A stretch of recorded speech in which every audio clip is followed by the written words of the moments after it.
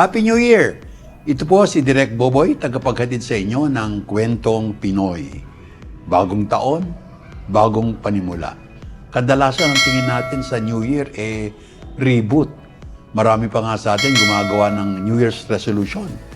Parang sinasabi natin sa ating sarili at sa ating mga kaibigan na mayroong pagbabagong mangyayari.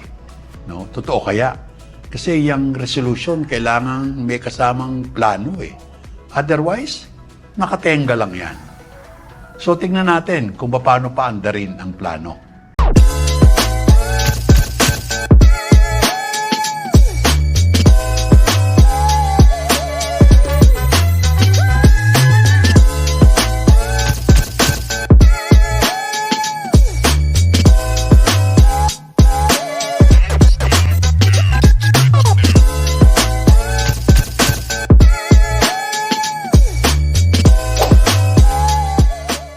Okay, for example, ang resolution mo magpapayat.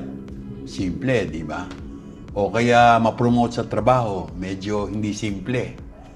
O kaya magkaroon ng jowa, yun, medyo malayo na sa simple. So, mahalaga yon. Ano yung, una yung what? Ano ang gusto mo mangyari? Anong gusto mo makamit? No? Ano yung mga gusto mo marating? Ano yung goal o goals mo for the year? No? And then, how? Paano mo gustong makarating doon? Ano yung mga steps o mga hakbang na either small steps, pwede namang big leaps, di ba? So, kailangan yun. So, sukatin mo. Kung kunwari nakikita mo yung iyong goal ay napakataas para sa iyong means or ladder, dalawa lang ang ibig sabihin niyan. One is medyo mataas yung goal mo, kailangan mag-adjust yung ladder mo, yung means mo, no? O pwede namang gumawa ka ng paraan, hindi naman sa pera o material lamang yan Pwedeng yung kung hindi kaya ng ladder, tumalong ka, di ba? Gets mo? Ang susunod ay yung when. Yan, mahalaga yan. Kailangan mo ito gustong mangyari. Mid-year, third quarter, or part ngayon, part next year, pwede naman yun, no? Mahalagang component yung time element, no? Para nasusukat mo talaga kung mayroong nangyayari, no? Yan ang mahalaga. Kasi mayroong delikadong virus na umiikot Yung magkapatid na proka at pagpa. Yun yung procrastination at pagpaliban. Delikado, nakakamatay yun, no? So, kailangan lang medyo baguhin mo yung pag-uugali, no? Dahil kakayanin mo yan Ang kailangan mo lang hakbang lang. Step by step ba? Ganun ba?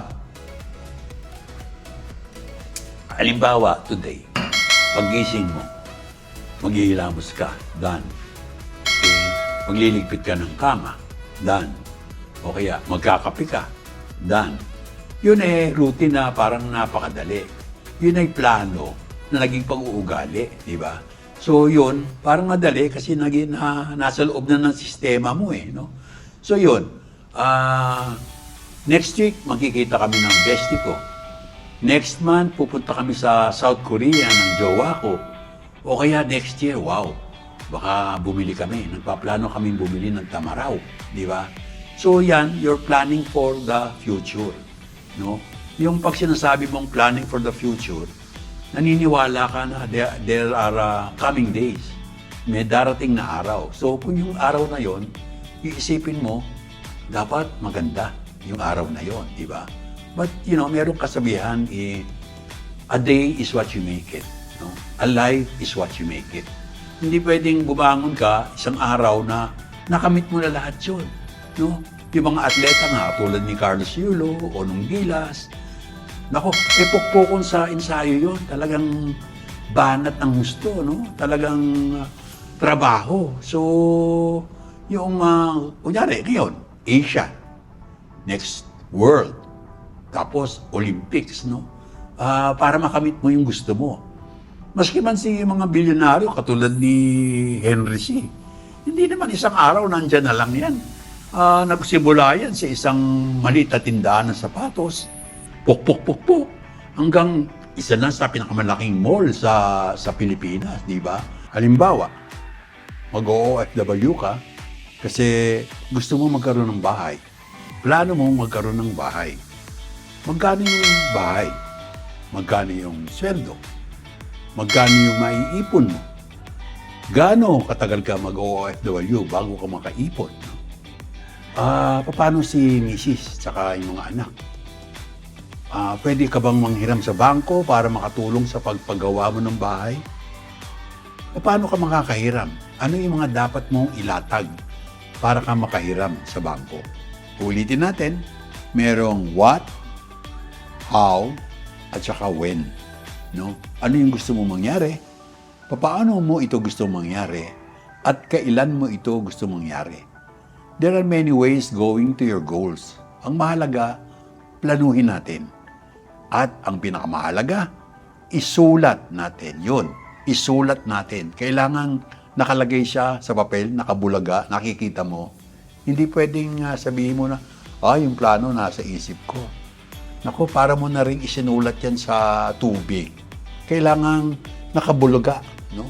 Parang merong reminder sa'yo na, hoy, meron kang plano, hoy, meron kang schedule, hoy, kailangan meron kang ilatag. So, kailangan yon, no, ilagay mo sa writing. Sa lahat ng yan, yung what, yung how, yung when, meron nakabalot na dahilan. Yun yung why. Bakit mo gustong magkaroon ng magandang bahay? Bakit mo gustong pumasok ang mga anak mo sa magagandang paaralan? No? Bakit mo gustong pumayat? Bakit gusto mo ma-promote? No? Yun yung why. No? Kasi nga Di ba? Kasi mayroong mga dahilan. Pero, after all of these things, yung ating mga WH at saka kung ano-ano pa yan, merong isang napakahalagang factor, yung gusto mong ma-attain. No? Nang gusto nating ma-attain tayong lahat. And this is happiness. No? Yung kasiyahan sa buhay. After all is being said and done, pag dinaanan mo yung mga needs mo, yung mga wants mo, sa totoo lang, ang gusto mong marating, happiness. No? Yung contentment sa buhay. Ito po si Direk Boboy na nagsasabi na mapayapa at maunlad na bagong taon sa inyong lahat.